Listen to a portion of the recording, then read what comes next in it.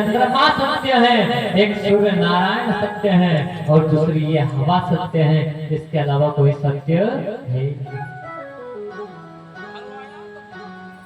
इसके बाद अगर दूसरा कोई सत्य है तो आप आपके घर में बैठ करके भगवान की पूजन करते हैं, भगवान की चिंता करते हैं, भगवान का चिंतन करते हैं, भगवान का जतन करते हैं, भगवान के नाम की माला अगर आप फेरते हैं और आपके जीवन में कोई गुरु है, उसका मार्गदर्शक अगर आपको मिला है तो ये सत्य है साहब। क्यों? क्योंकि ये माला और वो गुरु के द्वारा दिया गया मंत्र परमात्मा के यहाँ आपका सत्यता का प्रमाण देता है। फिर दूसरा है चित्त। अभी चित्त क्या है साहब?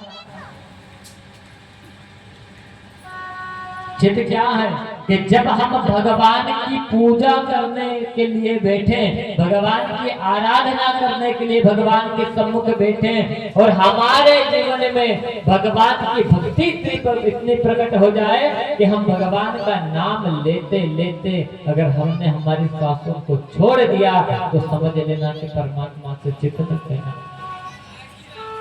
तो भगवान से जुड़ने के 3 संकेत मिलते हैं। कौन से? कि जब आप भगवान के नाम की माला जप रहे हैं, आप भगवान का पूजन करने के लिए आप जब बैठते हैं और आपके शरीर में कपकपी अगर आने लगे तो समझ जाना कि भगवान ने आपको स्पर्श किया है। जब हम भगवान की पूजन करने के लिए बैठे उस समय अचानक हमारी आंखों से अश्रु की धारा बहने लगे उस गोविंद को देखते हुए तो समझ जाना कि परमात्मा ने तुम्हारे हृदय में प्रवेश कर लिया है। कि जब हम रात्रि के समय सोए और जब गहरी निद्रा में हम रहे और भगवान का साक्षात्कार अगर हो जाए तो समझ लेना कि भगवान ने आपको चुन लिया। समझ लेना चित्त भगवान का आपसे लग गया और आपका चित्त परमात्मा से लग गया। लेकिन कई तरह साहब ये कलयुग है, या भगवान से चित्त नहीं लगाया जाता है, यहाँ तो मोबाइल से चित्त होता है। बस वो दे दो तो सब दुनिया मिल गई साहब और किसी चीज की जरूरत नहीं।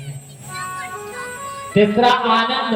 आनंद किसे कहा जाता है कि जब हम भगवान की भक्ति में बैठे हैं, भगवान का भजन करें और साहब वो आनंद आ जाए जो मीरा ने भगवान ठाकुर जी से किया था। वो आनंद जब मिल जाए जो भक्त प्रहलाद ने भगवान से किया था और जब हम भगवान की भक्ति में झूम उठे तो समझ लेना कि दुनिया का सबसे बड़ा आनंद हमें मिल गया है।